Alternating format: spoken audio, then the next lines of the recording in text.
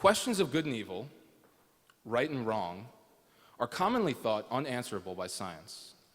But in his new book, The Moral Landscape, How Science Can Determine Human Values, Sam Harris argues that science can and should be an authority on moral issues, shaping human values and setting out what constitutes a good life. An outspoken proponent of reason and science, Harris's previous two books, The End of Faith and its follow-up Letter to a Christian Nation, were New York Times bestsellers. The End of Faith also won the 2005 PEN Award for Nonfiction. Sam Harris is a co-founder and CEO of Project Reason, a nonprofit devoted to spreading scientific knowledge and secular values in society.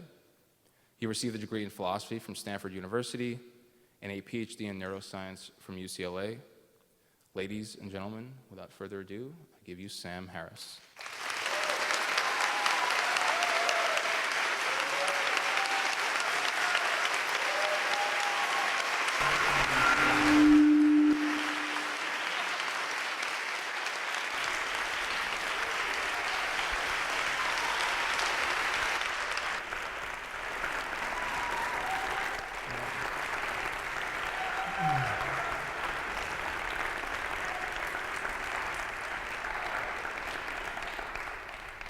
So, yes, you can hear me. Well, welcome. Thank you all for coming. I'm just going to let them dial me in a little less godly. Well, thank you for coming. It's really an honor to be here, and thank you, Michael and Susan, for inviting me. Thank you, Center for Inquiry and Ethical Culture. And that both these organizations represent something that should really be at the forefront of our consciousness at this moment, the possibility of understanding our human circumstance without pretending to know things we don't know. So I'm going to talk to you today about the subject of my current book, The Moral Landscape. And many of you, if you're at all aware of the kind of conversation that gets had in the secular community, know that this is probably the most controversial thing I've done. I don't know, have any of you, did any of you see my TED Talk earlier this year online? So a few of my slides will be familiar to you. At TED, you have 18 minutes to make your case, and of necessity, you're forced to sort of gloss over some details.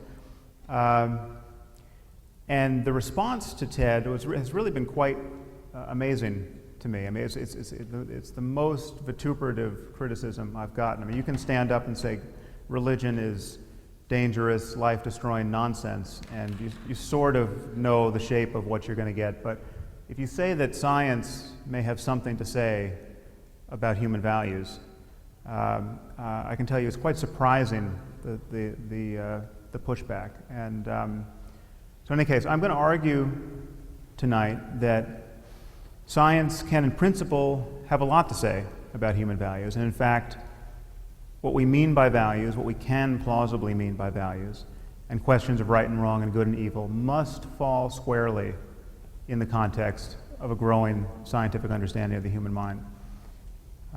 And it's often thought there's this separation between facts and values, which is philosophically problematic, it's scientifically problematic, which is to say that science can't tell us anything about values. Science deals with facts, it deals with measurable quantities in the universe, and values are not the sort of thing you're ever going to link to physics and chemistry.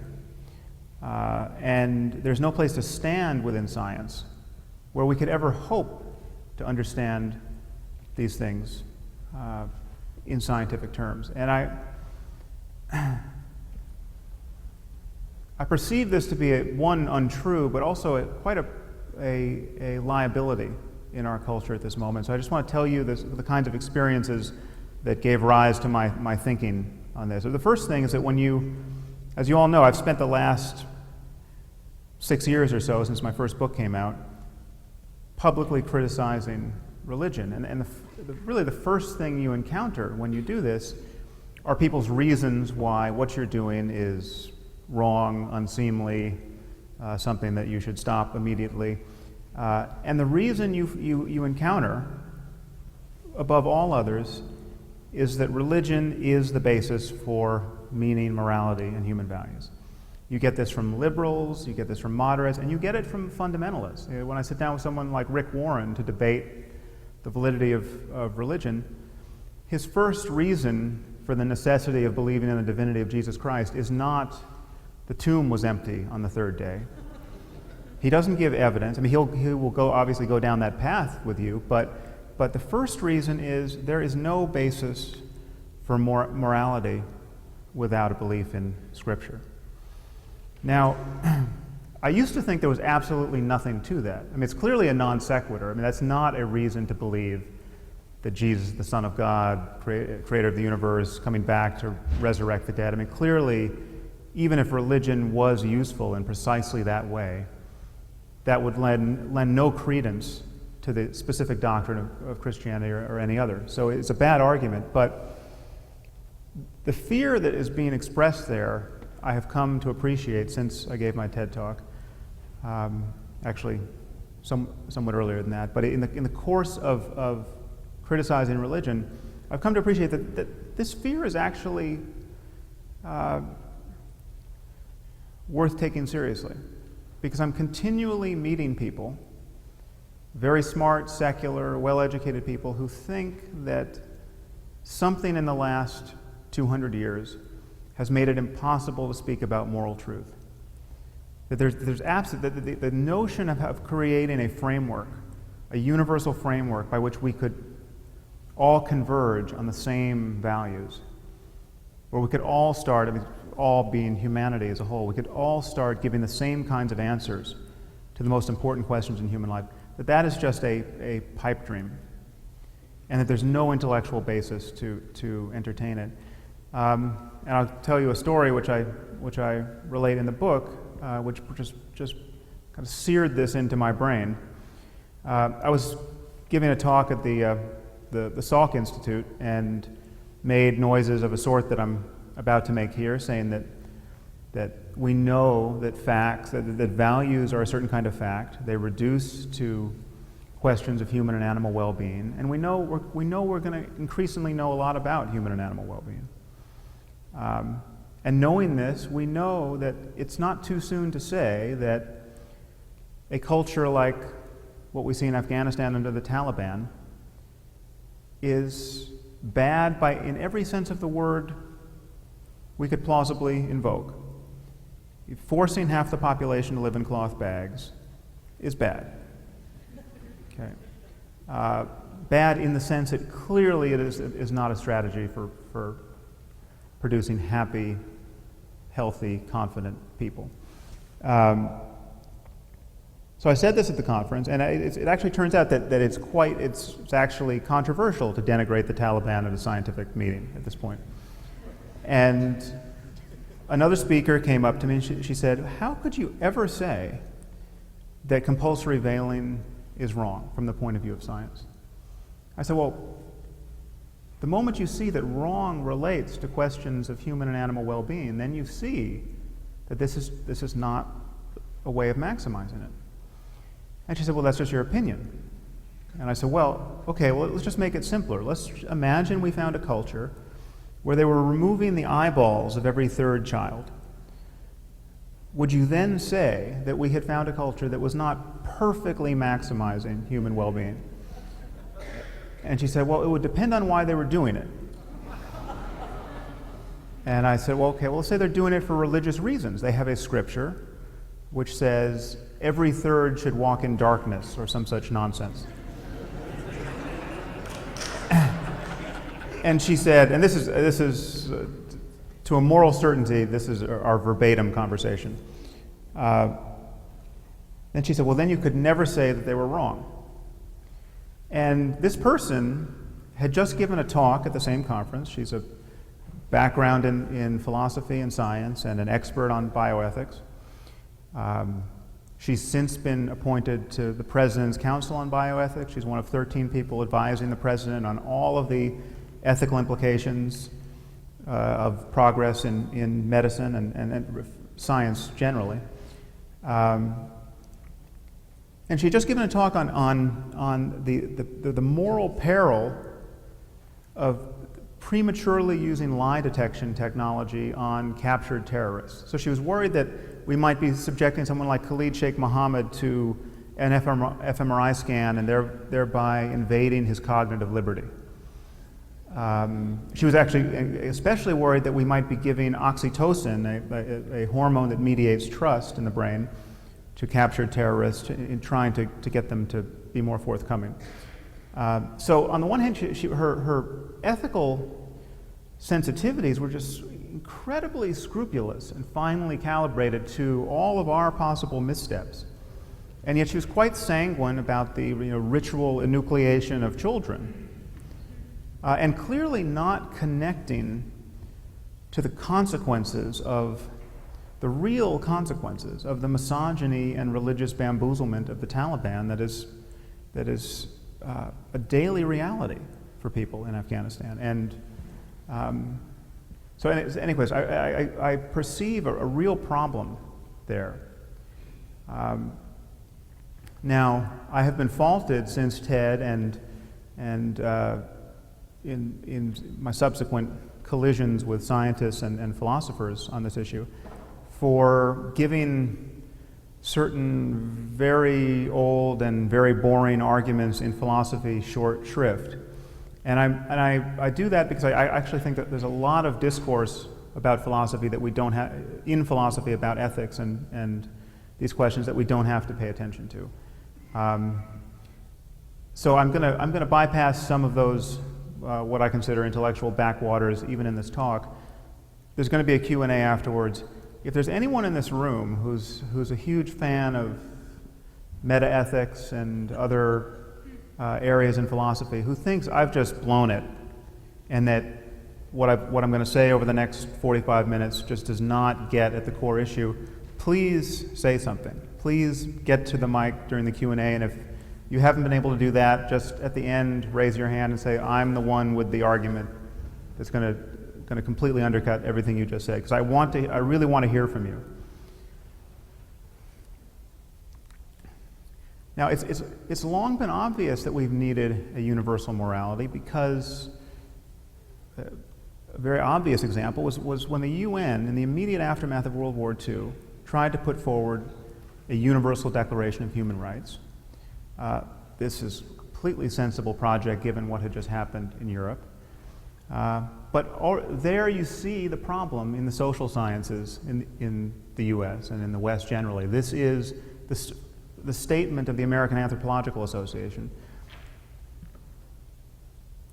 To a man and woman, anthropologists at that moment, and many of them still do, believe that this is a fool's errand. I mean, any conception of human rights is something that one provincial culture is merely foisting upon the rest of humanity. It's totally illegitimate. And now that's the best our social sciences could do, essentially with the crematory of Auschwitz still smoking. This is 1947. And this problem continues to this day, and this genuinely scares me, because what it suggests to me, and again, I've been slow to concede this publicly because you don't want to give the Rick Warrens of the world too much room to move, but it suggests to me that we could wake up in a world where the only people who really have the conviction of moral truth are people who have it for bad reasons. People who have it because they think they got it from a voice in a whirlwind, because they think the book they keep by their bed is the perfect word of the creator of the universe. And if you look at our collision with the Muslim world and the empowerment of the Christian right in the United States, it's very easy to see. I mean, I can well imagine waking up one day seeing that it's a choice between a religious demagogue who understands just how bad the problem is in the Muslim world and a liberal who doesn't. And that's no world we want to live in. So what I'm going to argue to you is that facts account for values. They account for questions of right and wrong, because questions of right and wrong and good and evil relate to facts about the well-being of conscious creatures. This is what can be valued in this universe. Very simply, just imagine a universe in which everything that can have an experience, every conscious entity, humans, animals, and everything else, experiences the worst possible suffering for as long as possible. Okay, that's bad. Okay, now, is there any question that that's bad? Do we have to wonder, is that really bad? Is there something worse? It seems to me the only thing you have to buy to accept my argument is that that's really what we mean by bad. The worst possible misery for everyone. Okay? That's bad. You haven't committed an intellectual sin to say it's bad. If the word bad means anything, it applies there. If the word evil means anything, it applies to someone who would put us all there. Now, I don't think this is philosophically controversial. And I'm going to try to push your intuitions around to make you sense that this division between facts and values falls apart from kind of every side you scrutinize it. But here is where it really falls apart, to my mind. That the worst possible misery for everyone is clearly the worst state of affairs. And then there's every other state of affairs. Everything else is better. Okay? And the moment you admit that, there's this continuum. And clearly, given that experience is arising out of the laws of nature, given that experience is at every level constrained by whatever gives rise to consciousness and to mental life and to subjective changes, then there are right and wrong ways to move across that continuum. There may be several different ways to reach the same space, but there are not infinitely many ways to reach that same space. So there are right and wrong answers with regard to the question of how to avoid the worst possible misery for everyone.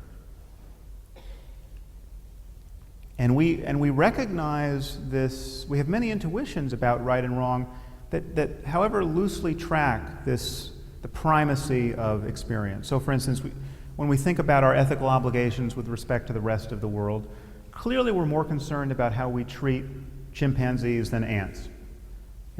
Is that an accident? No. I mean, there are ways to be misled. I mean, we hate rats, but we think squirrels are cute because they have a fluffy tail, say. Okay, so, not having a fluffy tail really is an instance of bad luck for the rats. Is it right to really treat them differently? Well, probably neurologically so. In neurological terms, probably not. But we have a sense that the richness of experience somehow relates to the complexity of the organism. Now, one thing to notice is that that is a factual claim. We could be wrong about that. It could be true that it doesn't matter how complex your brain is. You could, with the brain of an ant, can appreciate music better than anyone in this room. Okay, that would overturn everything we think we know about how mind is related to matter, but it could be true, right? No reason to think it's true. But again, we're talking about facts. We're talking about truth claims that fall within the purview of science.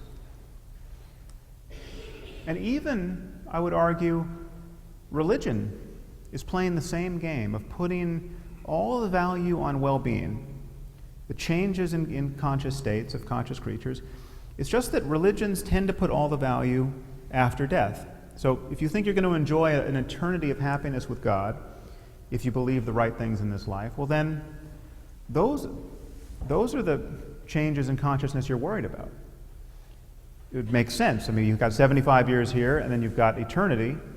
Eternity is where you really want to be well situated. And so, hell, it means nothing without consciousness. If there's no conscious entity to suffer hell, hell is not a problem. So consciousness is still the basis of religious concerns about value. Now, many people think that this notion of well-being is so elastic and difficult to tie down that it's problematic to anchor morality and human values to it. I'm going to get away from that. But by analogy, I want you to consider physical health. Okay, physical health is a genuinely loose notion and clearly changing. I mean, we have very different expectations of health now than people did when this statue was carved, when life expectancy was probably around 25 or 30. And our expectations could change totally in the future. I mean, our descendants could live in a world where you would be expected to be able to regrow a lost limb like a salamander. That's biologically possible, given certain breakthroughs in science. Well, does that obviate all of our distinctions between health and disease in the present? I mean, is it impossible for us to have a science of health because the very notion of health is difficult to tie down? No, not at all. We have the science of medicine. And no one ever attacks the philosophical underpinnings of medicine with doubts about, how can you say that smallpox isn't healthy? You know what, you don't, maybe terminal smallpox is another way of being perfectly healthy. And what would you say to a man dying of smallpox who thinks he's as healthy as you are? How could you convince him?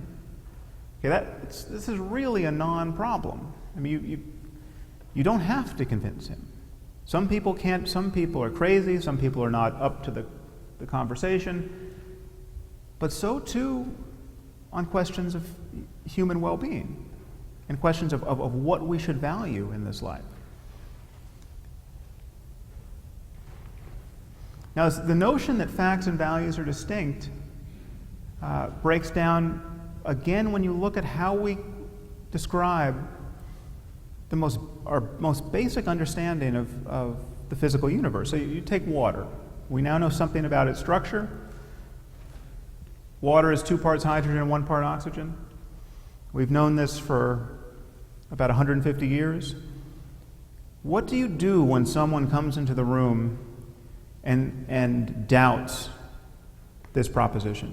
What do you do with a skeptic about water chemistry? Okay. How do you change their mind? Well, you have to appeal to certain values. Okay. You have to, first of all, the person has to want to understand the world. That is a core scientific value. There's some virtue in figuring out what's actually going on. I mean, what would you say to someone who said, listen, actually my chemistry doesn't have much to do with understanding the world. I just want to make everything fit the book of Genesis. Okay, that's my version. Okay? That person can use the word chemistry all he or she wants, but it's not chemistry in the way that any real chemist would acknowledge. And no chemist would be burdened with the task of saying, well, if I just can't convince that guy, well, it's maybe there's no truth to chemistry. Maybe I'm wasting my life. Okay, again, I think this is if anyone in this room doesn't think this is a tight analogy, this is the kind of criticism I get equating morality and human values to questions of the well-being of conscious creatures. We have to value evidence. What do you say to someone who doesn't value evidence? What evidence could you provide that would suggest they should value evidence? What logic could you use to show that the necessity of valuing logical consistency? Intellectual honesty, parsimony, mathematical elegance, these are all values. Okay, so the notion that many of you, I'm sure, have heard, that loosely derived from David Hume, that you can never get an ought from an is. You can never get to a statement about what you ought to do based merely on a description of the way the world is. Okay, facts to values. We we only get to scientific statements through oughts, through values. I mean, the only way you say what water is first you ought to respect evidence. You ought to want to understand the world. You ought to be logically consistent. There's yet another way of bridging facts and values, and that's when you actually look at what beliefs are. I mean, belief is our best effort to describe the world in our thoughts. And we form beliefs about facts, and this entails all of what we do in science and history and journalism and every domain in which we're making claims about the way the world is. You got to this hall tonight based on the expectation that there'd be a lecture here. That was language spoken into your ear or read on your computer screen. Granting it credence is what allowed you to make it part of your internal economy of thought and action. Okay, and that's what makes a belief different from a hope. I mean, you can hope you won the lottery, but believing you won the lottery actually opens the door to the emotion and the behavior. We also form beliefs about values, about morality and meaning and spirituality. Now, many people have an intuition that these are very different things, that we're sort of misusing the word belief, but we actually looked at this with functional neuroimaging. This is the work I did for my dissertation, and we put people in a scanner and we gave them statements to read, very simple truth claims, but we did it from many different categories. So from geography and ordinary factual knowledge, but also ethical claims. And it turns out that the difference between belief and disbelief looks very similar, functionally identical given the tolerances of the technology. And on the left you have all categories bin together, belief minus disbelief. And then we separated mathematics and ethics, so that mathematics was just equations. People are looking at true and false equations, accepting the true as true, rejecting the false as false. And with ethics, they're looking at statements like it's good to be kind to children. Yes, true. It's good to torture children. No, false. The difference between what your brain does in those two conditions looks the same regardless of the content. So this is, I don't want to make too much of these data, but the brain appears to think it's doing the same thing when it's believing the virgin birth of Jesus versus disbelieving something else, or accepting the truth value of equations. So that should make this radical disjunction between facts and values look a little fishy to us. So as I said, I think beliefs are our best effort to map reality in our thoughts. And when we seem to succeed at that, we call it knowledge. Okay, these are the instances where our talk about reality seems to survive every test that reality can throw at it. And when it fails, we discard it. And you can't quite see it here, but there's clearly an area where our beliefs overlap reality, but they don't qualify as knowledge because they're accidentally true. This is sort of the stopped clock principle of epistemology. A broken clock is right twice a day, but it's still not functioning as a clock. Many people are right about certain things, but it's pretty obvious that they're right for the wrong reasons and are otherwise not to be trusted. And so clearly there's a continuum of facts that we can understand, that we can map in our thoughts with greater or lesser felicity. And many of these facts relate to how human communities can thrive. And we know it's possible to live in a failed state where everything that can go wrong does go wrong. But we know, if you look at a place like Congo at this moment, you look at Somalia, and these are places where the most basic projects of human collaboration are undercut every moment by just the impossibility of trusting the stranger, the next stranger you meet. I mean, when your daily concern is being hacked to death with machetes or being raped by drug-addled soldiers, everything else that could conduce to your happiness is out of reach.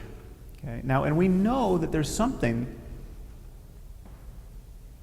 to understand about how you move from that situation toward a situation much more like the ones in which we live and raise our children. I mean, where you can have intellectual interest, you can have free time, you have a basic expectation that people will treat you civilly, where crime is not your moment-to-moment concern. I mean, all of these things are fantastically complicated if you go searching for details, but there's some very basic things that we understand about human relations that allow this movement. The rule of law being one. Now, for my argument about a science of morality to run through, all you have to grant is that this on the left is really worse than this on the right, and that the movement between these two ends of the continuum is not altogether random. There's something to be known about that, and the facts fall within the growing purview of science. I mean, the facts can be looked at on many levels. They can be looked at the level of biology, but what is actually happening in the brains of people who live in a circumstance where trust is impossible. I mean, we're all talking about brain states. Even beneath that, you're talking about genes that may predispose people to certain behaviors. I mean, we're beginning to understand something about the neurology of psychopathy. You know, certain people lack the ability to feel empathy. This is a biological phenomenon. And you can look at this on many levels, all the way on up to the levels of economic systems and political arrangements. But in between, clearly we're talking about a growing science of the human mind. And understanding the brain is central to that. It's one easy way to see that there must be right answers here is just to consider what life would be like on Earth for two people. I mean, just imagine only two people exist. You can call them Adam and Eve. Now, ask yourself, are there right answers to the question and wrong answers to how they could maximize their well-being in this circumstance? They're the only two people on Earth. Well, wrong answer number one, they could smash each other in the face with a large rock. I mean, clearly that's not the optimum collaboration. And clearly there are possible states of collaboration that are open to them, which they may fail to find. I mean, it's true that they could be such people who would not recognize the prospects of collaboration. I mean, they could just try to kill and eat each other. Okay? That's not quite as good as defending themselves against other predators and building civilization and becoming interested in the way the world is and inventing music, and et cetera, et cetera. Now, how does this experiment change when you add 6.7 billion more people to it? I don't think it does. I think it just becomes more complicated.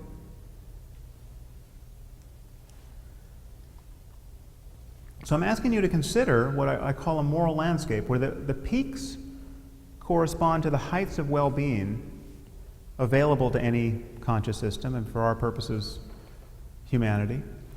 And the valleys correspond to the lowest depths of misery. And one thing that immediately drops out of this framework is the prospect of there being multiple peaks. I mean, it might be that there are many peaks that are actually incompatible, which is to say, if you're on one, you can't be on another. And if you're struggling to get to one, you're actually moving away from another. Okay, so maybe I think it's unquestionably true that there are many different ways in which human communities can thrive. But there are clearly many ways for them not to thrive. So the existence of multiple right answers to the question of human happiness does not mean that there's not a clear distinction between right and wrong answers. And by analogy, I suggest you consider food. I mean, I would never argue that there must be one right food to eat. Okay? But the fact that there are many answers to the question, what is food, doesn't even remotely call into question a science of nutrition. You know, and you throw in as many caveats as you want. Some people are allergic to peanuts and will die if they eat them. We can understand that in the context of chemistry and biology. Okay? It does not make the distinction between food and poison any less clear or consequential. By analogy, we can think of chess. This is to capture the intuition that if something is morally true, it must always be true, and that if you find a single exception to it, well, then there's no such thing as moral truth. This is something you run into a lot. So if it's wrong to lie, it always has to be wrong to lie. Okay? Because if you can find an exception, well, that means it's not really wrong to lie. And moral truth seems to completely evaporate. Well, think of chess. Don't lose your queen as a principle that really is important to follow if you're going to play good chess. Now, are there exceptions? Absolutely. There are moments where this is the only thing you can do, and there are moments where it's a brilliant thing to do. Okay? And chess is a circumstance of absolute objectivity. I mean, there are right and wrong answers. There's a finite number of games, and you can describe what is a winning move and what isn't. Now, this is a very good principle to follow, and yet it admits of exceptions. I think we live in a space where we know there are certain ethical principles that are very good to follow. The fact that they admit of exceptions just simply says nothing about the prospect of there being moral truth. There still be right and wrong ways to move toward the closest peak on the moral landscape. Now, this model also entails that there may very well be conscious states that are very hard won, that it take a tremendous effort to experience, that very few people experience, or that no people experience, but which could be experienced by minds other than our own. And that these might actually be the peaks on the moral landscape. You know, there might be forms of well-being to be discovered through great effort, which none of us know how to make, or none of us are even genetically capable of making. I mean, I have been in the habit of in talking about this, I've often said that undoubtedly there's a Tiger Woods of compassion out there. Now, this analogy doesn't quite run through at the moment, but you get my point. I mean, just imagine if no one had ever figured out how to hit a golf ball very well at all. Okay, would that say anything at all about the prospects of being able to play like Tiger Woods? No. It's clearly there's a horizon past which maybe we all are failing to see. And I think that's true when you see that positive mental states like compassion really are skills of a sort. Regulating emotion is a skill. Feeling empathy for others is a skill. These are to some degree trainable. There's neuroscience to back that up, and there's a wealth of contemplative experience to back that up. But again, there is clearly all of the details here must fall within an evolving scientific understanding of the human mind.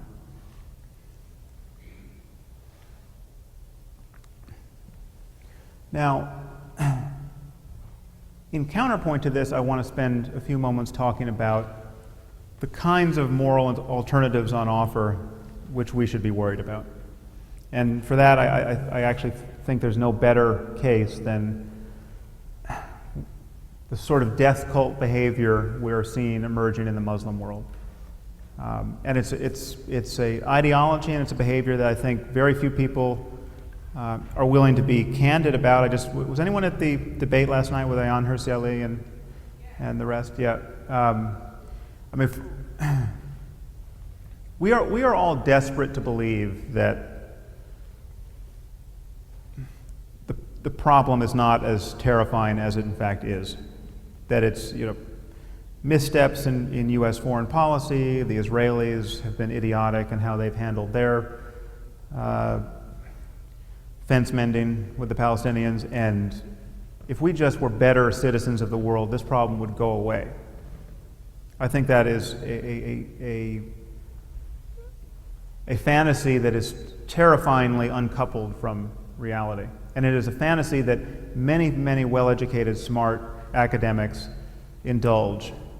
and everyone else indulges it just to be polite.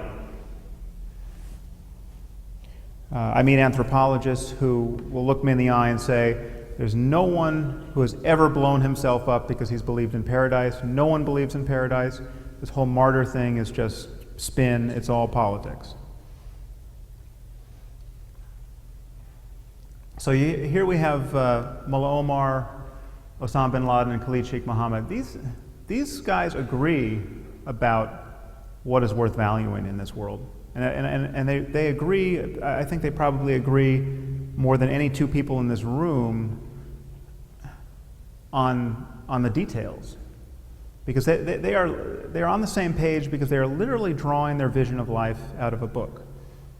And I think we should just look at the context of these beliefs and see just what kind of zero-sum collision this entails with science and any plausible science of human value. I mean, first they believe that the Prophet Muhammad received the Quran directly from the Archangel Gabriel, who was channeling the perfect word of the Creator of the universe, and that the Quran is an absolutely perfect articulation of the highest wisdom that will ever be espoused in any community, anywhere, in any galaxy. I mean, this can't be superseded by any civilization here or elsewhere. And we're left with a book. We're now hostage to the contents of this book, which is, to speak charitably, in no sense the best book we have. I mean, it is not the best book on any subject you could possibly. It is a profoundly mediocre book.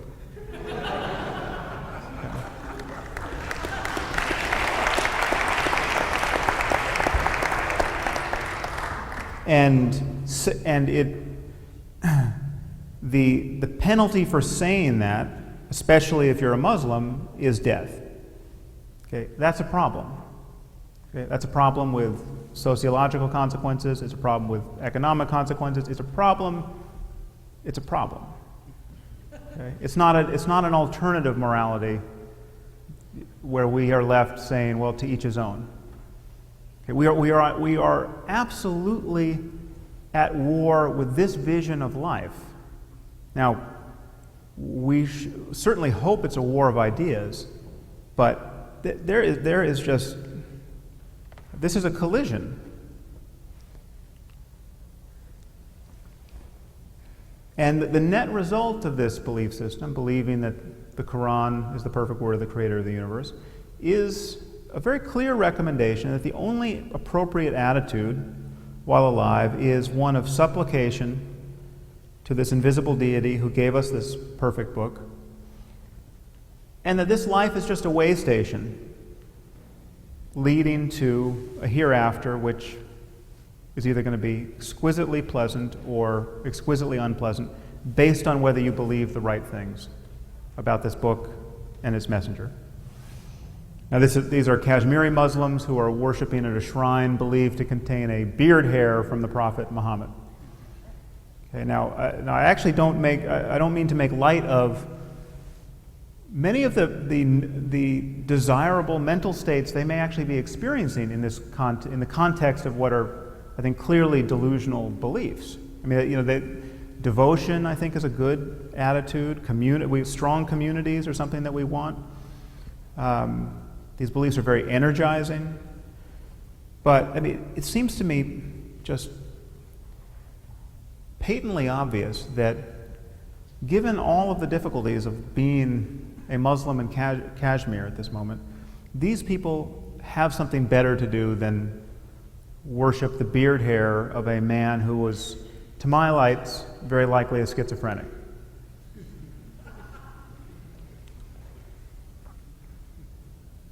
And the conception of an afterlife that animates all of this, I mean, it really is a view that this life is nothing but a test of faith. And this is believed by millions and millions of people. We're not just talking about Al-Qaeda. And the afterlife is,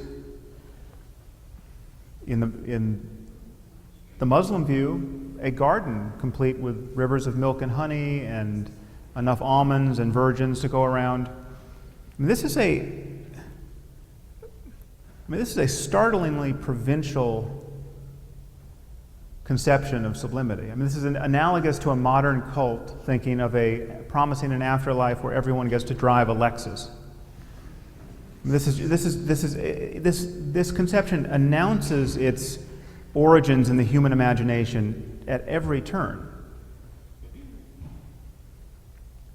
And is clearly something about which science stands in skepticism. This is something which you can't say there's no conflict between science and this proposition.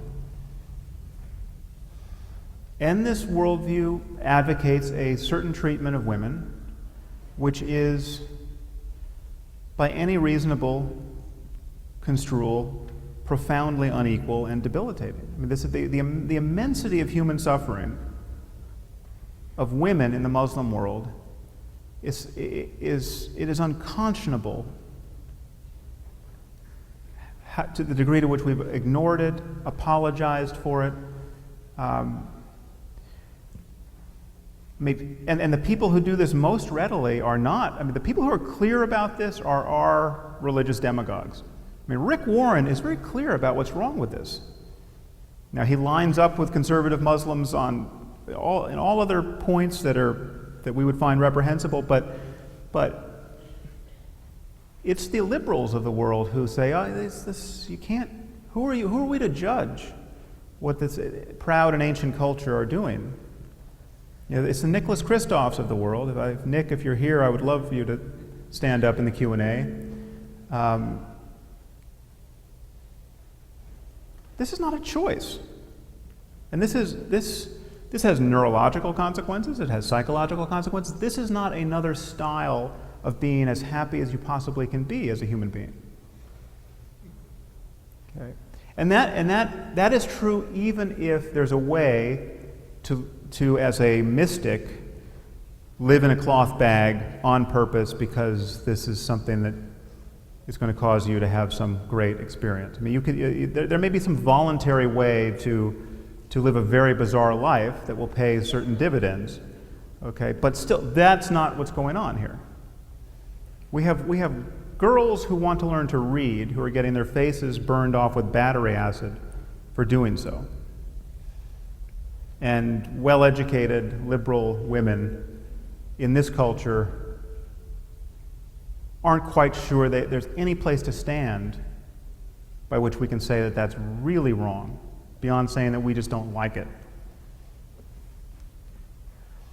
And this style of living has given us what now is incredibly familiar, the phenomenon of suicide bombing, which is not, by no means, always directed at us. For the most part, it's Muslims who suffer this horror. This is the aftermath of a bombing of Shia Muslims in Pakistan by Sunni. The Sunni view Shia as apostates. And this is a girl crouched over the body of her dead mother. Clearly, these consequences are bad. This is not. Everything isn't up for grabs.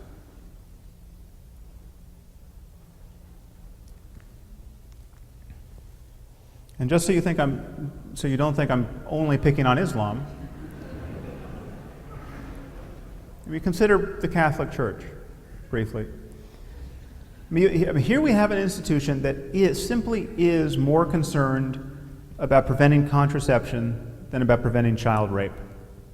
It simply is. And that is its conscious policy and its actual actions in the world. It's more concerned about gay marriage than genocide. Okay. This is an inversion. If the moment you see morality relates to questions of human flourishing, this isn't morality. In the same way that talking about the physics of the transubstantiation wouldn't be physics. You could say the phrase physics of the transubstantiation over and over again. You could convene a conference about it. You could say,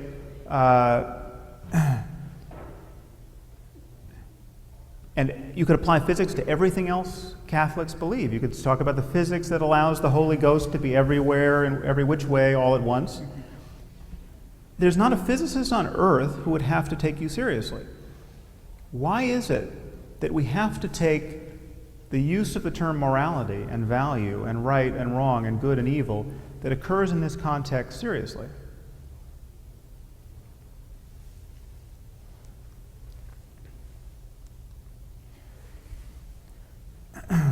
So I just want to remind you why there are a few other reasons why we clearly don't get our morality from religion. And one is that clearly even fundamentalists have to edit the books. I mean, you come to the golden rule and you say, well, this is truly wise. That's why I'm reading the Bible. But then you come to something in Deuteronomy, like if a woman's not a virgin on her wedding night, she must be stoned to death on her father's doorstep. Every fundamentalist Christian and Orthodox Jew, and there are probably a few exceptions, but basically every sane one has figured out some way to ignore that. Right? So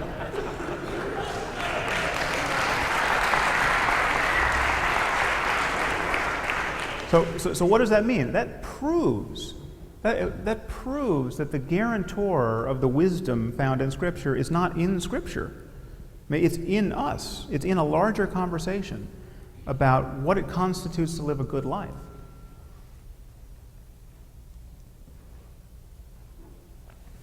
This is a map of world religion as it's distributed across the globe, and you can see that it's partitioned at the boundaries of nations.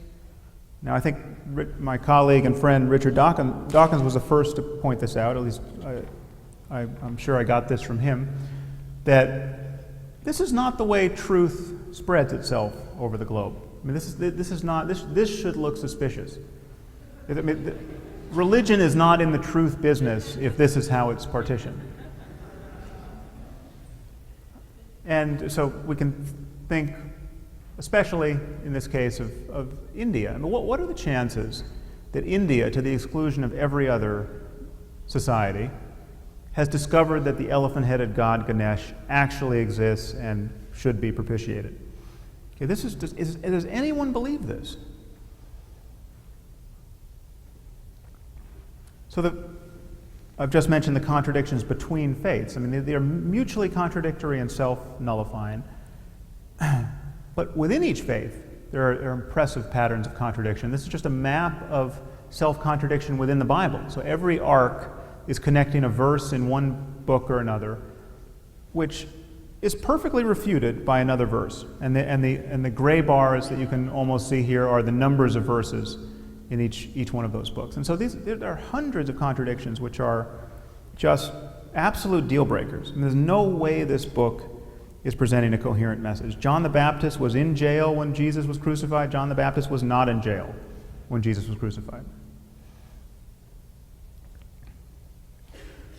Then there's the inconvenient fact that our religions allow for and support some of the most barbaric practices we have ever perpetrated on one another, and therefore the creator of the universe has failed to answer the easiest moral questions, in this case slavery. I mean, slavery, Jefferson Davis, the president of the Confederacy, was right to say that slavery is supported in the Bible. There's no question it is. There's no honest reading of the Bible that can say, this is the most articulate condemnation of slavery ever written. Okay? It would take a paragraph to perfectly express what is wrong with slavery, and it's not in the Bible. God clearly expects us to keep slaves. So that, to my mind, should just end the argument about whether we get should be getting our morality out of religion. Now I want to move on to some other ways in which people begin to doubt that there could be moral truth on the side of science. And one is in violations of moral intuition. So many of you are probably familiar with this scenario. This is the trolley problem, which is now ubiquitous in the scientific and philosophical discussion of morality. And so you have a trolley coming down the tracks, If you do nothing, it will hit 5 workmen and kill them. But you stand at a switch, and you can throw the switch, diverting the trolley, where it will only kill 1 workman. Okay, so you will have saved a net 4 lives. Now, when you pose this, and this has been posed now, I think, to thousands of people, something like 95% of people have a very strong moral intuition that absolutely the right thing to do is to throw that switch. I mean, you would be culpable not to have saved those 4 lives. Okay. But if you describe the same scenario, or what purports to be the same scenario, in a different guise, the response completely flips. So now you stand on a footbridge, and a trolley is coming down the track that's going to kill 5 workmen, but there's a suitably large person next to you, and you can just push him into the path of the oncoming trolley, thereby stopping the trolley and saving a net 4 lives. Now, something like 95% of people think this would be an abhorrent act. You would be a monster to do this. And people look at this and they say, okay, well, clearly the result in either scenario is the same. Clearly our intuitions about right and wrong just can't, I mean, how do you square them here? I mean, there's no there. You describe it one way, people are for it. You describe it another way, people are against it. How could there be any such thing as moral truth? Well, there are many problems with this. I think that we all have an intuitive physics, and a bunch of us spend a lot of time worrying about whether he's really going to stop the trolley.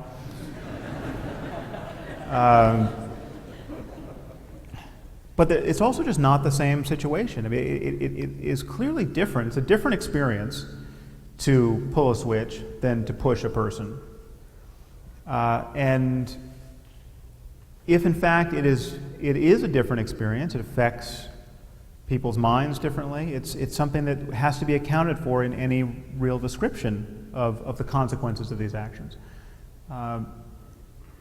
But even if we can't resolve this, even if we can never get our intuitions to track even if these situations are actually the same, and you describe it one way and it just never seems right, that doesn't undercut the notion of moral truth. And you, by analogy, look at what happens to our logical intuitions. How many of you are familiar with the Monty Hall problem? So many of you. How many of you are just sure you know the right answer to the Monty Hall problem? Okay, so not.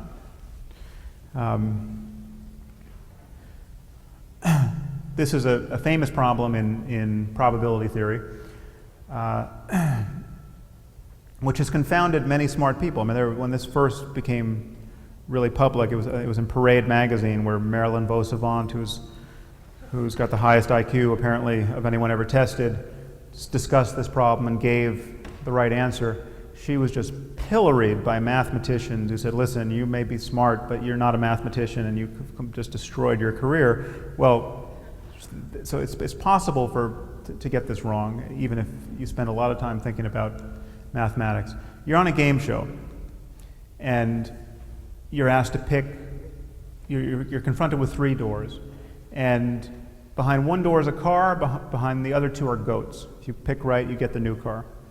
So you pick door number 1, and then Monty Hall, after whom this problem is named, opens another door revealing a goat.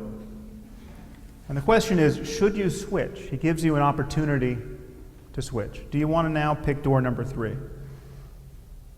How many of you think you should pick door number 3? How many of you think it just doesn't matter if you switch? Okay. Well, there's a very strong intuition that I think we all share, that, okay, you're in a situation here, there's just 2 doors. You know, there's a car behind one, there's a goat behind another. Why would you switch? I mean, you could switch, but what would actually change if you switched? Now, the truth is, there's a clear right answer here. You should switch. You picked under a condition of real uncertainty. You've been given information with this door opening, and your chances are 2/3 if you switch, okay, and 1/3 if you stay with your initial guess. Now, people, when you explain this to people, some of them just don't get it. I mean, in my dissertation defense, I actually used this slide. And one of the neuroscientists in I had 4 people to convince, And one of them said, I don't believe that answer to the Monty Hall problem. This is difficult for people. It's easier to see when you imagine 1,000 doors. Okay, initially you picked door number 1, and there were 999 doors closed, and now Monty Hall has just nullified 998 of them, leaving door 576. And he said, would you like to switch? There it starts to become clearer to people. I mean, all the probability has collapsed over here. You've been given a lot of information. The fact that people find this difficult doesn't for a moment make us wonder that maybe there's no logical truth here. Maybe there's no right answer to the Monty Hall problem. So stymied intuition is just not. We have a double standard in how we value it in the moral domain. And we know we have perceptual intuitions that are just faulty. I'm reasonably sure that everyone in this room sees this tower as leaning further to the right than this one. It isn't. These are the same photograph. And yet we can get behind these failures of intuition when it matters. And failures of intuition like this actually tell us something about, in this case, the visual system.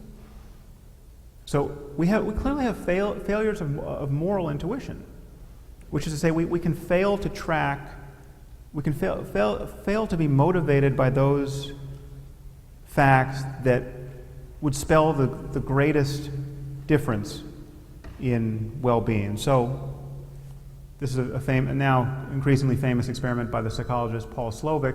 You ask people, how much would you give to help this little girl, Rokia, who needs your help? People, when confronted with this, give the maximum amount they're going to give to anything.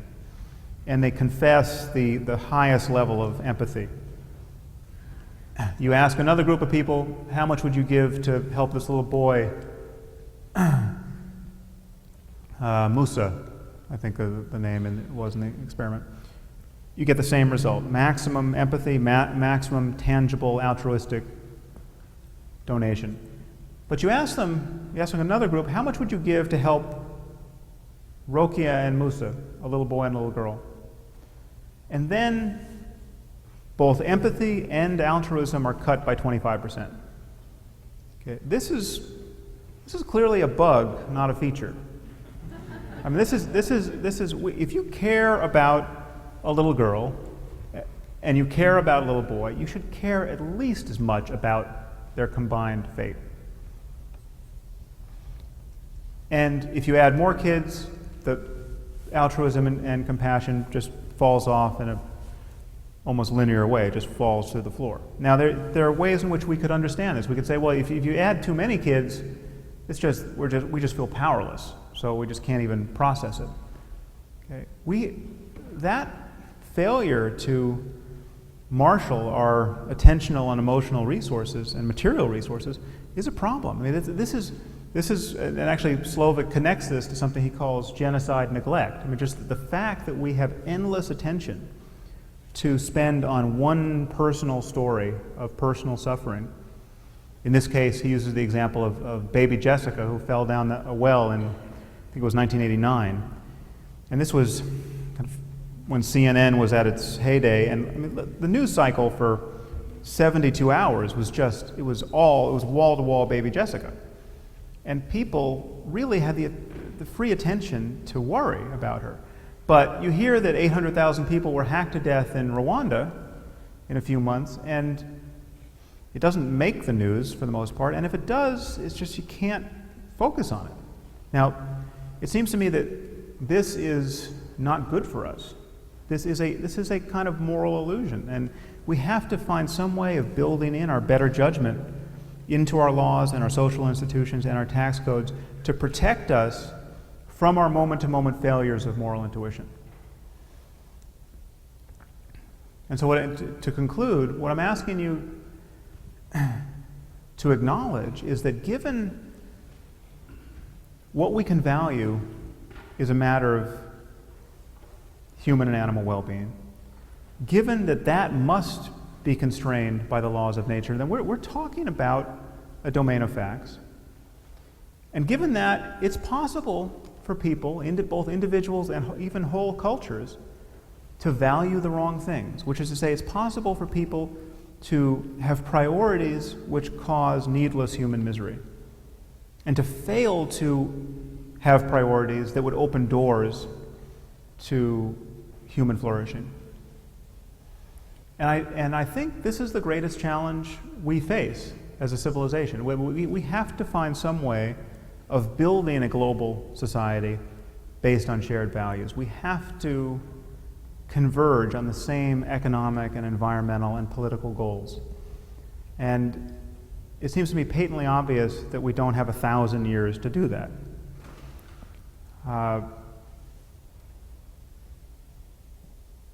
The necessary piece, and the purpose of my writing my current book, is before any scientific details are sought, at the very least we have to acknowledge that there's a context in which to talk about right and wrong answers. So, thank you for listening.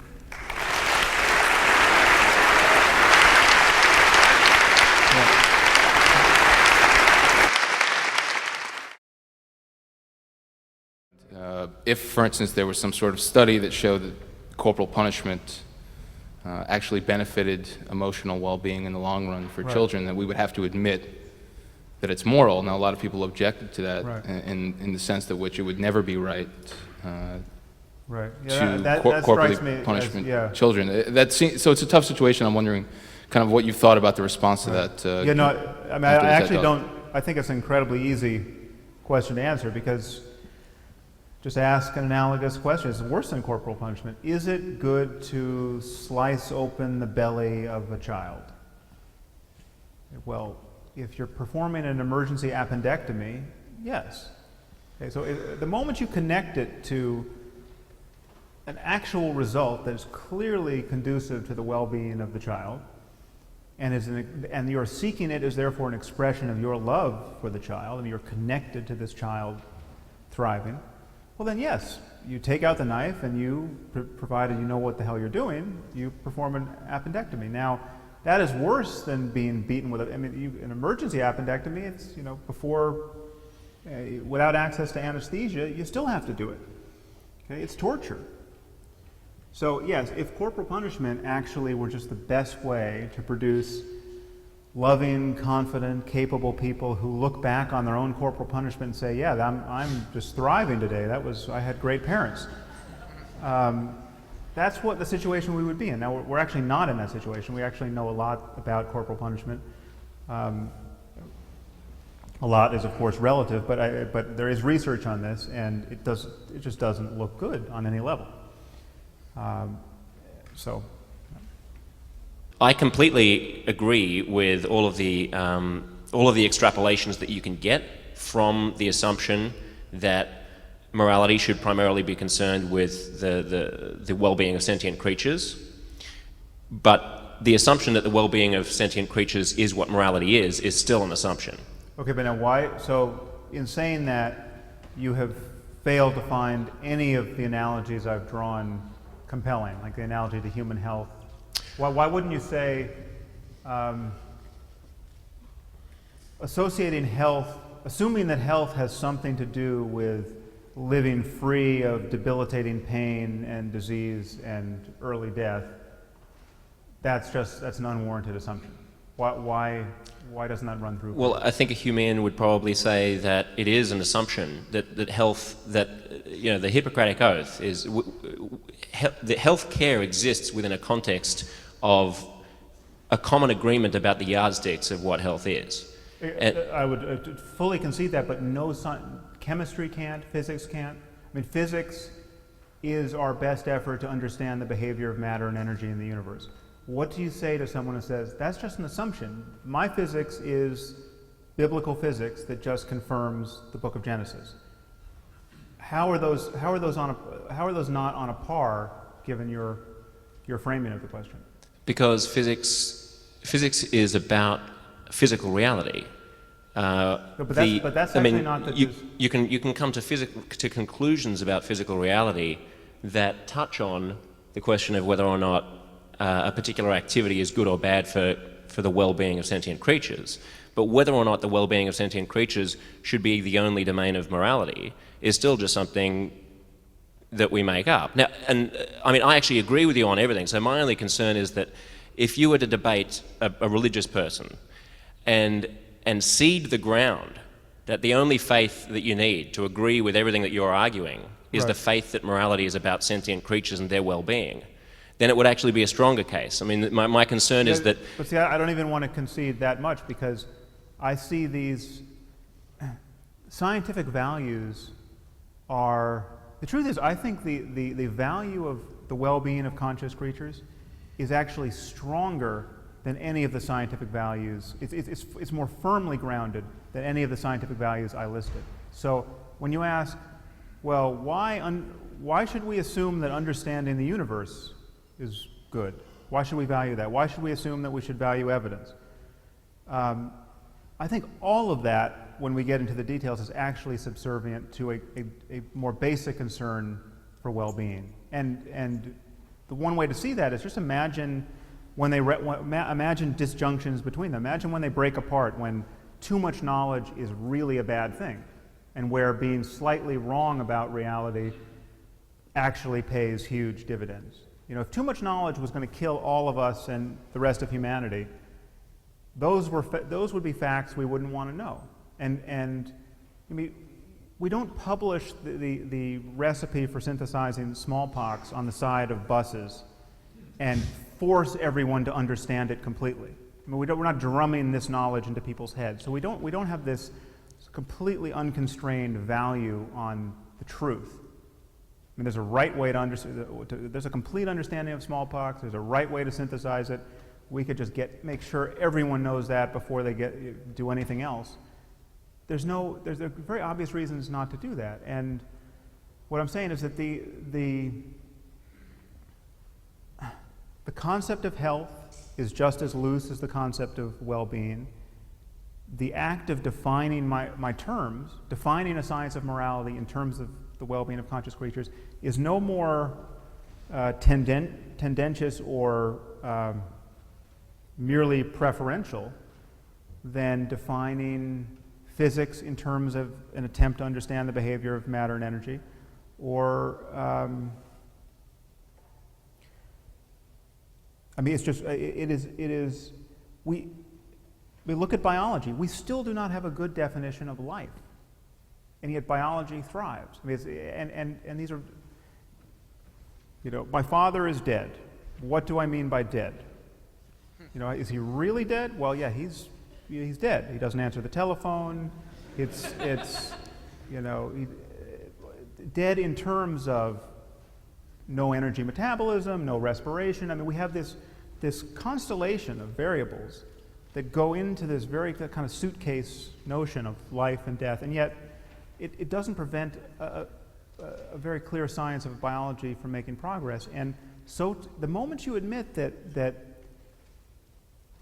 there's a difference between the worst possible misery for everyone and everything else, and that conscious states are somehow dependent upon the laws of nature, then you've got the spectrum of changes. Now, I'm telling you that when the person comes in and says, there's actually something much more important than avoiding the worst possible misery for everyone, I don't think that person's making sense. It's not an alternate view that is intelligible, and I don't think he's making sense to himself. I don't think he knows what he's talking about. And so I don't, and there's just no reason to burn any fuel worrying about that philosophical doubt. And again, I think it's actually, it's less of a concern philosophically than skepticism with regard to physics and everything else that we consider hard science. Sorry, that was a very, I'll try to be shorter than that and more coherent. That was fun, thanks. Dr. Harris, I just want to thank you first for your invaluable assistance in aiding my lifelong effort to recover from my Catholic upbringing. Oh, good.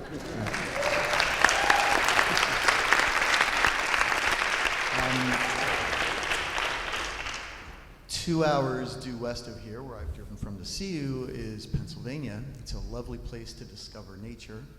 It's not the buckle of the Bible belt, but it's the bow tie. And I'm here to tell you, I'm having a hard time getting along. I live in the matrix, you know? And so I would love it if you could share some thoughts on how I'm somewhat of a leader in my community, and I have a hard time communicating with people. I'm talking to people who believe in magic all the time, and I can't, there's almost no common ground in which we can communicate, and I don't want to just spend my life offending people. Right. I'm stuck in this world of, I can't talk about politics and I can't talk about religion, and you know, I hope my question's clear because I don't even know the phrase.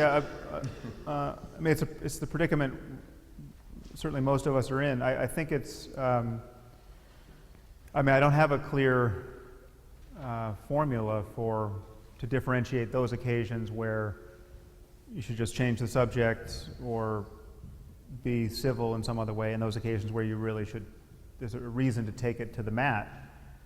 Except one kind of clear, kind of bright line for me is the difference between all of our socializing and all of our living with people, and those moments where someone's standing at a lectern, or running for political office and holding a press conference, or publishing an editorial. I mean, those moments where ideas are being publicly expressed as ideas and really have to live or die on their own merits. Then I think we all have a duty to be honest, and we have a duty to criticize those who are patently dishonest. I think that the conscious, the psychological and social change we have to find a way to engineer is to make it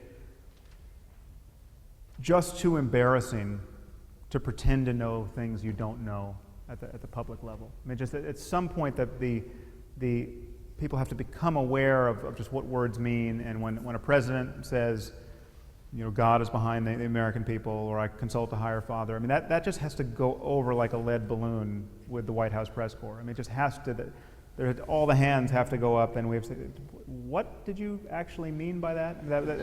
And yet so it's received by people who believe it as just a statement of truth. And it's received by the rest of us as, well, maybe he doesn't believe it, it's just kind of vacuous. You know, our current president says, you know, my faith tells me that gay marriage is wrong. I mean, it's a scandal that he's against gay marriage, and he should be forced to unpack that sentence. You know, what your faith, how does your faith tell you that gay marriage is wrong? I've got a follow-up question. There has to be an argument there. If gay marriage is wrong in terms of all of the suffering it would create. It's wrong in terms of all of the possible happiness it would foreclose. And that's the only way to talk. I mean, what I'm hoping to steal the ground under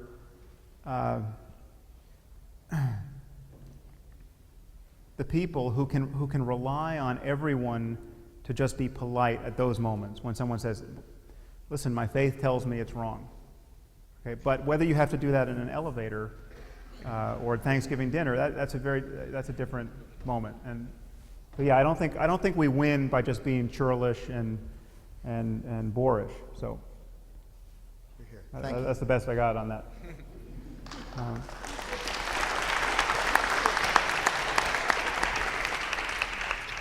I'll echo, I'm sure everyone else is going to say the same thing, but it is a pleasure to finally meet you and talk to you. It is somewhat similar to the last questioner's question point, which is when you were talking about the moral illusions. In fact, actually, I've experienced it now at least a couple times personally, like seen it happen predominantly through Facebook. There's a thing that's going on right now. It's actually involves a student that committed suicide in our town, Tyler Clemente. You've probably heard about it on the news and stuff like that. He actually came from our high school. And the outpouring and coverage of that is amazing. But nevertheless, I'm on a daily basis, I post to Facebook or Twitter or whatever it is, things along the lines of like the genocide issues that you talk about, or the larger issues that involve many thousands of people suffering, and it gets no traction, and it goes even further than that. And this is where I guess my question starts to finally emerge, which is the bug that you speak of, I think, is nuanced on many levels in terms of human consciousness and our ability to expand our empathy, because there seems to be an active negative feedback. It's like when people are caught, not by surprise, but when you confront them with the fact that they have not consciously considered the suffering of some group X, there's an active negative feedback. When I debate with other people, the things that I get hammered on the most are always those things involving groups of other individuals suffering, from which I actively try to bring bring their attention. So the question is, this bug that I agree with you is there. Right. It's more than just individuals being tested. There's a societal active negative feedback. What thoughts on what to do? I mean, I don't know exactly how to go about addressing that personally.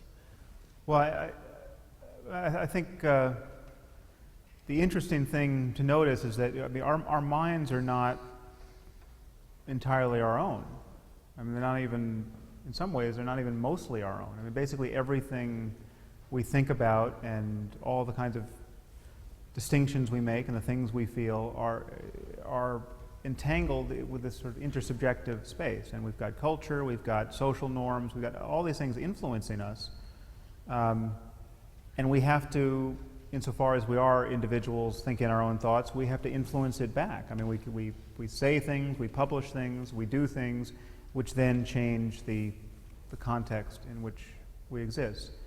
And I mean, my basis for hope is that the context can change pretty radically and pretty quickly. And the best analogy I know for that is with regard to racism. I mean, racism in this country has changed. Now, it's not that racism has completely gone away. There's still racists, and racism is a problem, and people are discriminated against. But I mean, I have an example of this somewhere in my book. 100 years ago, there were editorials published in all the major newspapers regularly that now read like they could only have come in a Ku Klux Klan pamphlet. I mean, just nakedly racist screeds. And obviously people were lynched by the thousands, and many of you have seen those photos of lynchings. I mean, these were just, every upstanding citizen in the town is arrayed, you know, in their Sunday best. We're talking newspaper editors and senators and school teachers and parents with kids, all for the purpose of taking a postcard shot under a dangling and lacerated and often partially burned corpse of a black man who's been hung from a tree or a lamppost. Okay? And this happened by the thousands and happened for decades. And I mean, people literally took body parts home as souvenirs and put them in their places of business. I mean, it's just, it doesn't compute right now. And that's a measure of how much our society has changed and our expectations of it have changed. And I think we have to, in historical time, it all happened very, very quickly. And I think the hope is something like that can happen around this variable of false certainty and religious demagoguery and dogmatism. And it can happen here, it can happen in the Muslim world, and we have to find some way of engineering it. And I just don't know, beyond trying to talk sense on all these points, to do that. But I think, in principle, it can happen very quickly, and it could all happen in a single generation. I mean, if we just had an educational system that reliably challenged religious bullshit from the moment the kids went through the door,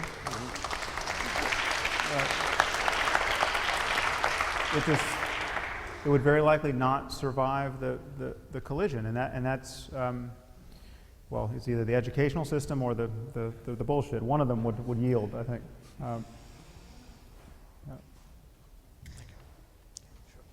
You said that you continually encounter intelligent, very educated people, most of whom, or many at least, are liberals, who refuse to admit to what you and I believe most of us would agree to is an objective morality, a clear right and wrong answer to certain questions. Right. Why do you think that this position, of these liberals we're talking about, why has it taken such a foothold, a strong foothold in our society, in our culture, in the modern day? Right. And where does it come from? Like, is there someone who's like a postmodern relativist godfather? Yeah. No, but it's a very good question. I think there are two obvious and actually somewhat defensible reasons for it. One is our understandable guilt over all of the missteps of the North and the West over the rest of what's now called the developing world. I mean, colonialism and racism and xenophobia and all of that, we have a lot to atone for as a civilization, and we're aware of it, and this is a kind of intellectual overcorrection that has occurred in the social sciences and occurred in liberal discourse. So that you see it especially in talking about Islam now, and where any criticism of Islam is viewed as somehow synonymous with bigotry. I just think we have to get very clear about the sort of category error that's happening there, because it's not. I mean, we're criticizing ideas and their behavioral consequences. We're not talking about people or the color of their skin. We're talking about, when I criticize Islam, I'm not at all talking about Arabs or any ethnicity, and I'm talking about white kids in Marin County like John Walker Lind who decide that the Quran's the perfect word of the creator of the universe. So there's a lot of white guilt, and to put it sort of crassly, and then there's just an appreciation that these are very hard. I mean, understanding the human mind is a very hard problem. So understanding morality the details are very complex, and while neuroscience is 150 years old, it's a very young science, and the sciences of mind are very young. So we're just not, in terms of just delivering the details, we're a long way away from doing that in an experimental sense. So. Thank you. Hi. So I was thinking about all this in terms of just the movement in general and the work that the Center for Inquiry does. And, I'm sorry. I'm asking this question about sort of the movement in general in the context of the work that the Center for Inquiry does. And my question is, would it be possible to make room in this movement for people who are very compassionate, very empathetic, golden rule religious people who just happen to feel in their bones that every time they do something nice, an angel gets its wings? Like, is there a way to bring those people into this movement? And if not, why not? And if so, what would that look like? Right. Well, I think I might have to recuse myself from this question, because as though anyone who was at that AAI conference in, 2007 in DC, I am the guy who questions whether we need a movement. I mean, I don't think we have to call ourselves atheists. I started a nonprofit that's a secular nonprofit as well, but I don't think we don't need to be a victim group.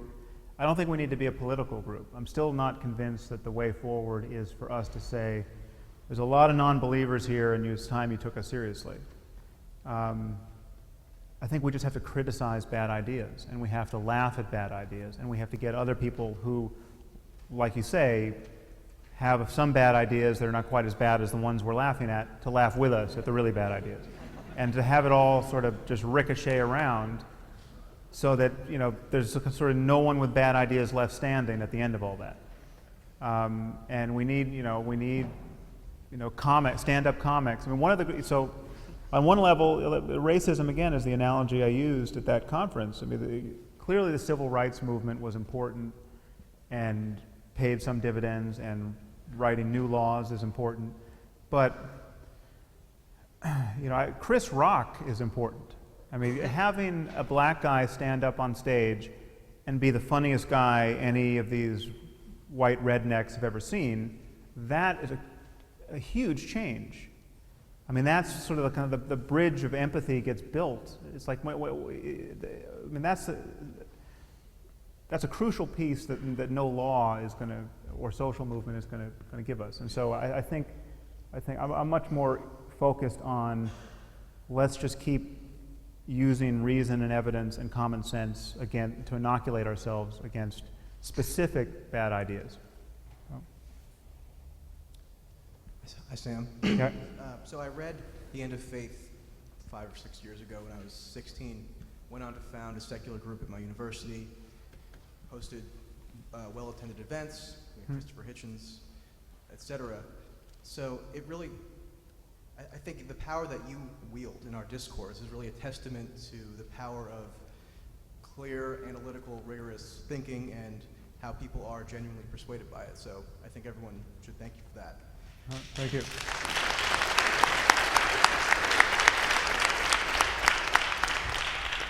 So my question has to do with how your theory would translate into public policy, or at least the domain of politics and governance. So for example, if a polity in the Middle East, by democratic consensus, wants to impose the cotton bag on its women, and the only way to supersede that influence would be the imposition by some other state, and necessarily it would infringe upon their autonomy. So I think one of the reasons liberals may be troubled is that it seems to require some kind of force that would dismantle the autonomy of a people.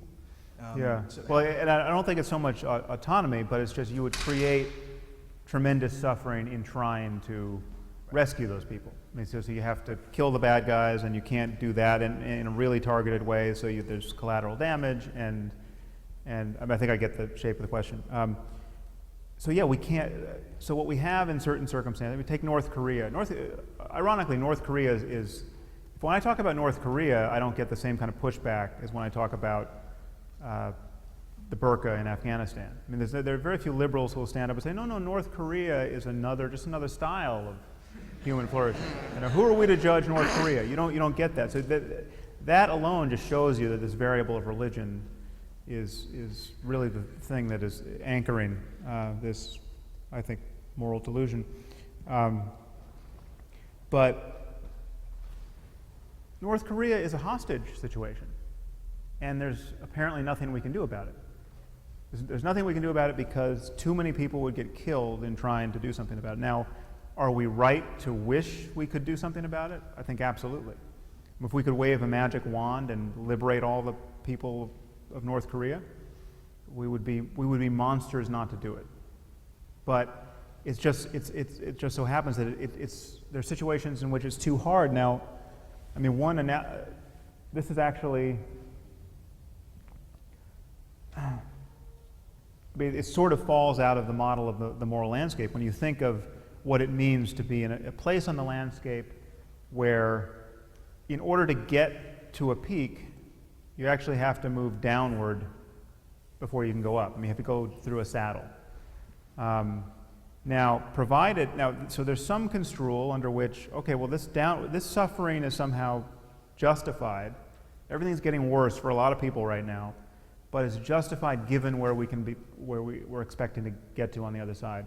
Now, we make that calculation all the time, and we think it's the right thing to do. I mean, when you decide to repair a road in a street in Manhattan and create a traffic snarl, you're doing that because it's going to be better for everybody in the long run, but you're inconveniencing millions of people when you do that, and some people are trying to get to the hospital, they're pregnant, and they're being delayed, and there are consequences, and we sort of have to, we can't be paralyzed by all that given all the benefits down the line. And we make this, in a very loose way, we make this kind of calculation all the time.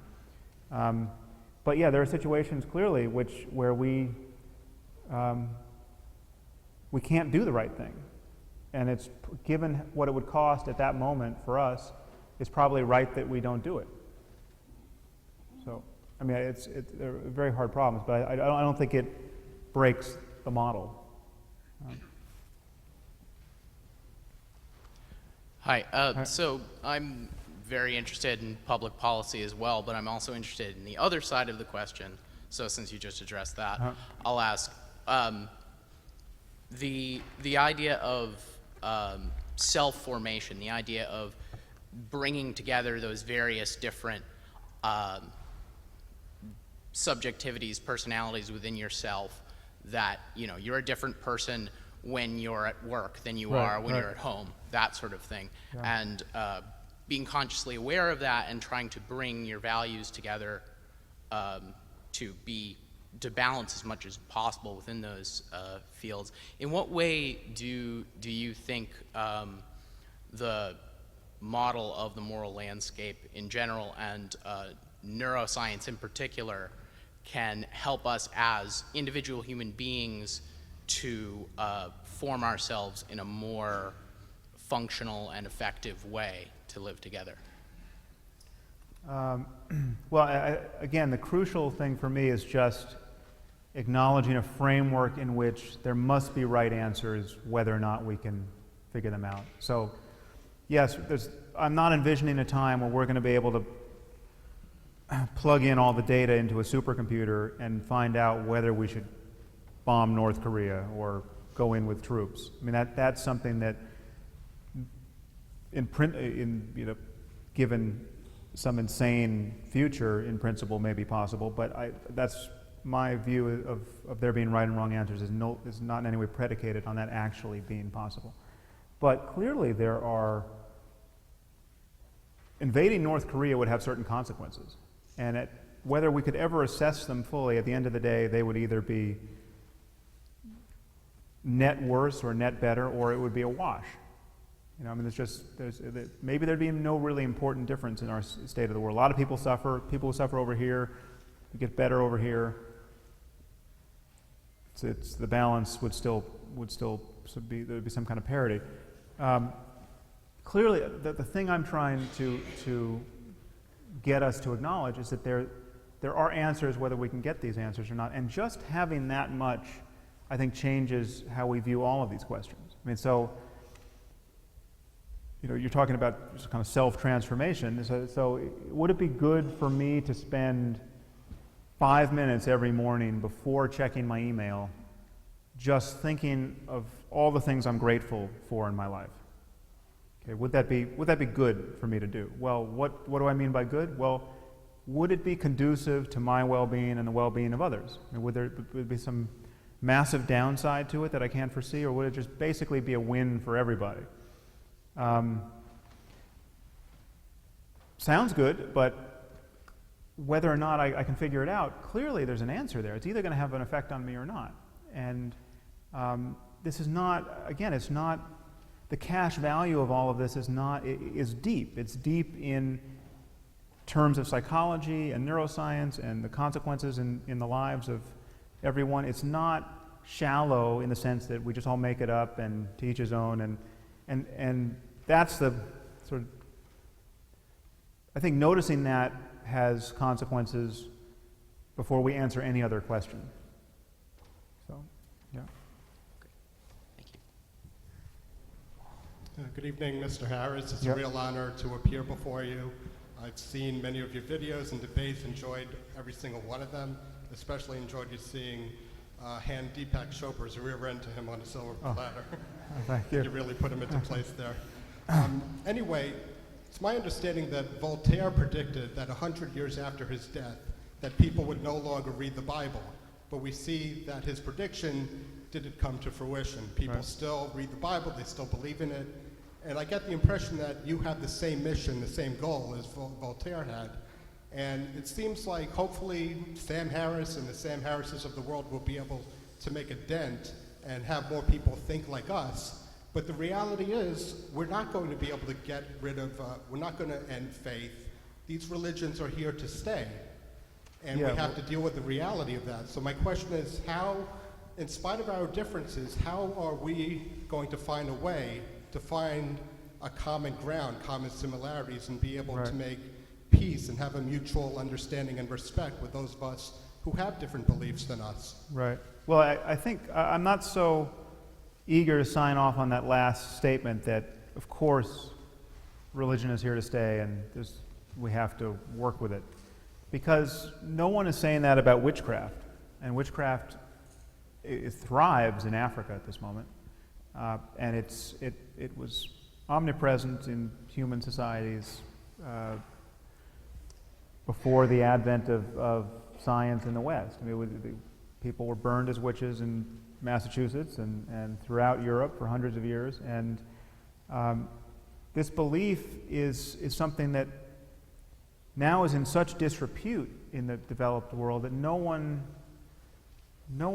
comes up with an argument about how are you ever going to get rid of witchcraft? It's so meaningful. You know, they're midwives and they deliver babies and they're so helpful and they also believe this stuff, but who can blame them? I mean, it's just the problem is solved. And then when we look at what's going on in Africa at this moment, we see that children are being killed as witches and that diabolically we have Christian dogma facilitating that, you know, and then you've got ministers performing exorcisms, and actually, I think Dan Harris, who's here, did some amazing reporting on that. I mean, just kind of horrifying encounters with exorcists who are, you know, abusing children for the benefit of everyone and being paid for it.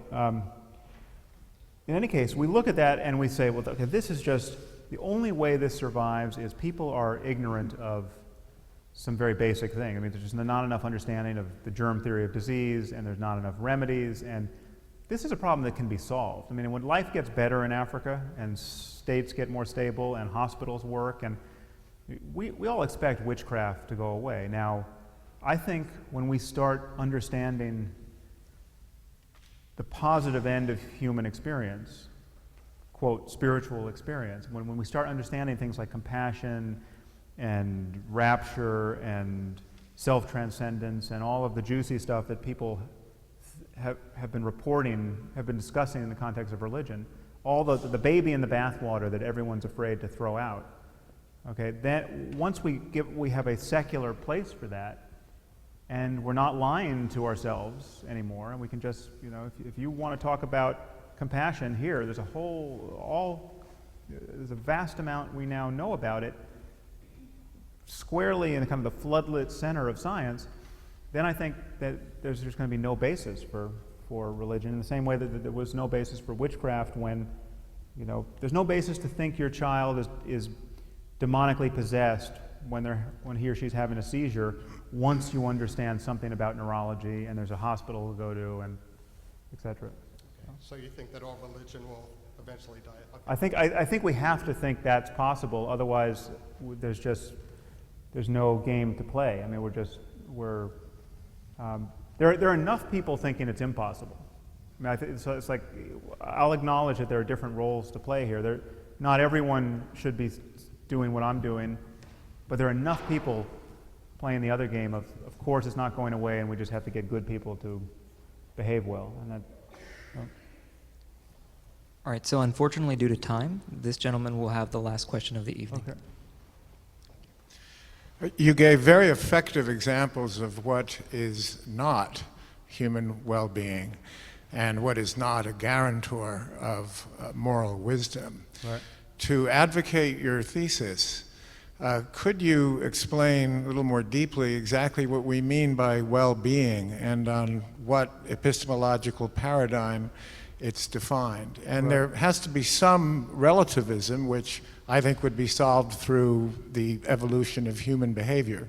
For example, I don't plan to mate with a praying mantis, but what she does with her mate is morally justified from her perspective. Right. Well, I actually don't think, I think well-being is, there's a horizon past which certainly I can't see, and the definition is open-ended in the same way that the definition of health is open-ended. So I can't define health. I'm defining health in terms of what it's not as well. You know, it's being free of pain, it's being free of infectious disease, it's all, but the moment you get to the point of, okay, everything's good, I'm healthy, I'm not apparently dying in this moment, how good could health get? I have no idea. Now, so too with well-being. I have a certain range of states that I'm familiar with and that I can recognize in other people.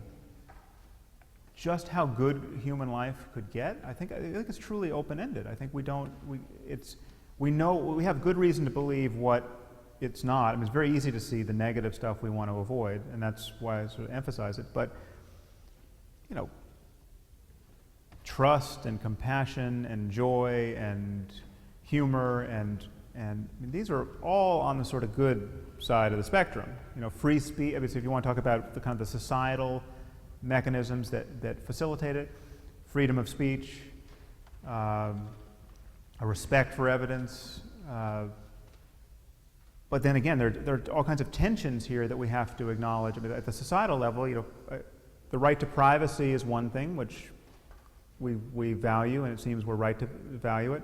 But that's has to be tuned against freedom of speech, because in certain cases they're antithetical. I mean, is free speech my publishing your diary if I happen to find it, or my filming you through the window of your house? No, I mean, your privacy might have to trump that, and so we have to sort of balance these things. All I'm suggesting is that even if we never figure out what the right recipe is, all of these recipes exist within in a continuum of possible states, and some are clearly worse than others, and that's all we need to proceed as though we're in a context of right and wrong answers. And again, knowing that there's a context of right and wrong answers changes the kinds of questions we ask, whether or not we can ever get those answers. I mean, we have this background reality that we're exploring, as opposed to something we're just making up whimsically, or something that has been drummed into us by culture, and it doesn't have any connection to reality, really. And that's that distinct. I don't know if that really gets at your question, but I don't think there's a problem having a notion of well-being open-ended, not conceptual or intellectual. You there? Okay. Thank you. Thank you very much. Okay.